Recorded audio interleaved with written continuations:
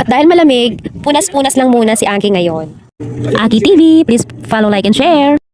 Ayan, so palagi nating susuklayan ang ating alaga. So, eto nga pala ang aking alaga na si Aki ay aming alaga pala guys kasi marami kaming nag-aalaga dyan kay Aki. Hindi lang ako, pati yung anak ko. Alam niyo ba guys na pangalawa ko na yan si Aki na alaga. So, kaya ako naman nasasabi na ako ang nag-aalaga kasi ako naman halos.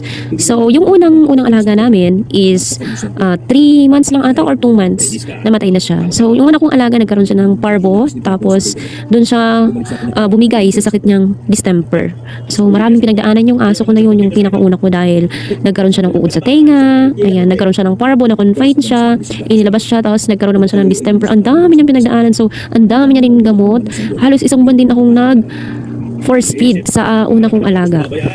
Masakit mawala ng alaga. So, lalo na pinagpuyatan ko yun, binantayan ko. Halos talaga 24/7 akong nagbabantay sa kanya.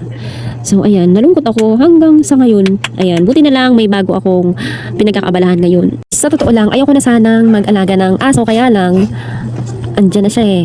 Tsaka, ayan, kinumpleto na ni Mr. yung mga gamit niya. Kaya, hindi na ako nagdalawang isip. So, aalagaan ko yan. Mas aalagaan ko pa siya ng husto gaya na sa una kong aso. Pero yun naman ay naalagaan naman ng husto. So, parang nahawaan lang siya ng sakit. Ayan, alaga ko yun sobra. Ayan, laging malinis yun, pati sahig, pati mga gamit niya, lagi yan nahuhugasan. So, dito din naman, ganun din. Pero ito, hindi pa siya pwedeng ilagay sa lapag. So, sa kulungan lang muna siya. Ayan, so palagi ko siyang sinusuklayan ng buhok. Ayan, every other day ko lang siya pinupunasan, pero madalas ko siyang suklayan halos araw-araw.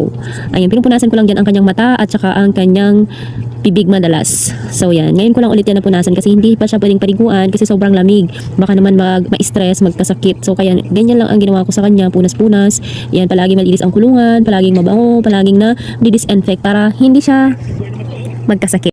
Dati ayaw na ayaw niyang sinusuklayan, ayan, ang kulit-kulit niya, tapos pati sa upuan, ang likot-likot niya. Kaso isang beses nalaglag siya sa upuan, kaya kapag nilalagay ko na siya ngayon sa upuan, hindi na siya naglilikot kasi takot na siya dahil nalaglag na siya isang beses. Kaya naman, ayan, nung natapos na akong maglinis sa kanya, nilinisan ko na yung kulungan niya, ayan, disinfect, punas, may sarili akong basahan para sa kanyang kulungan para mas malinis siya kahit hindi ko mahugasan sa labas kasi ayan, para malinis at mabango, ganyan ang ginagawa ko sa kanya. Araw-araw yan. Pagkatapos niya magdumi at saka pagkatapos niyang kumain, ayan, malinis yan. Pati mga laruan niya, palagi yan malinis.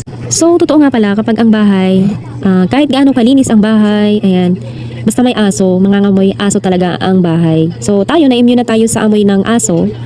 Ayan, dahil araw-araw tayo na dyan sa bahay. So, hindi natin maiwasan yung mga pumupunta sa bahay natin na amoy nila yung amoy ng mga